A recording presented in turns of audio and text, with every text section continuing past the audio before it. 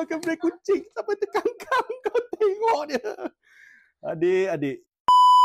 Okay guys, Assalamualaikum semua. Okay, ini dah dia. Ini anak kecil aku ni. Anak manja aku ni nama dia Luna. Okay, kau nak tahu tak apa makanan yang biasa aku bagi dia makan? Biasa kita memang bagi dia makan Royal Canin. Kamu ni buah. Biasa kita bagi dia makan Royal Canin. Tapi, okay, aku dapat tahu ada satu brand baru ni, brand kucing, QUCING.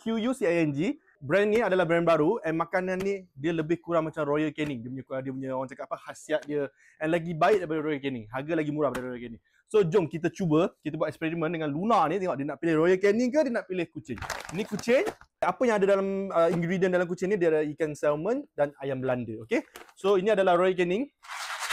Kita beli sebelum ni Royal Canin yang repack punya lah. So ini Royal Canin. Ini adalah makanan kucing. Kita tengok dia pilih yang mana. Jom Luna, makan Luna. Bismillah. Sebab ramai yang cakap brand ni brand baru yang sangat-sangat orang cakap lagi berbaloi lah beli Royal Canin. So kita tengok betul ke tak. Okay, tengok dia punya ni, keyboard dia macam ni. Alright, so ini Royal Canin. Tengok. Kita tengok dia pilih yang mana ya. Alright. Luna. Kanan kucing, kiri Royal Canin. Let's go. Luna, makan. Luna. Makan. Pandai tak? Tengok kucing ni pandai. Nampak? See? Dia bau. Terus dia makan kucing. Korang nampak tak? Tak tipu tau. Baru buka ni. Terus dia pilih makanan kucing. Royal ini kucing BSH tau. Scottish ni. Bukan kucing murah geng. Tak tipu. Ini kucing kesayangan saya. Saya tak akan bagi makan bukan-bukannya. So ternyata brand ni memang bau dia tu lah, tarikan. Dia bau je dia terus datang, nampak? Saya panggil dia tadi. Nampak dia makan. Selera. Kita cuba tukar. Kita cuba tukar sekejap. Tengok dia makan tak? Tengok.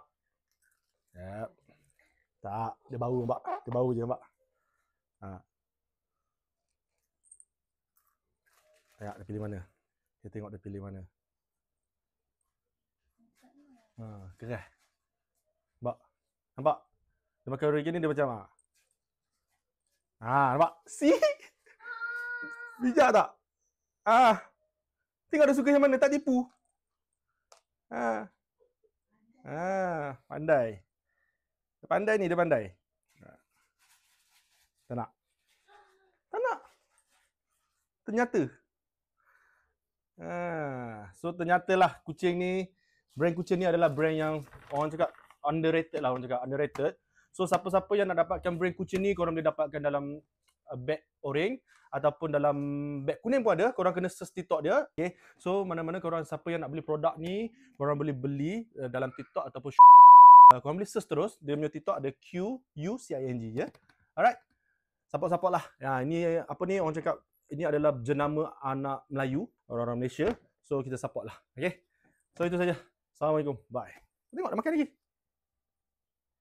Korang tengok dia makan. Kucing ni aku ni makan sampai terkangkang kaki dia. Korang tengok.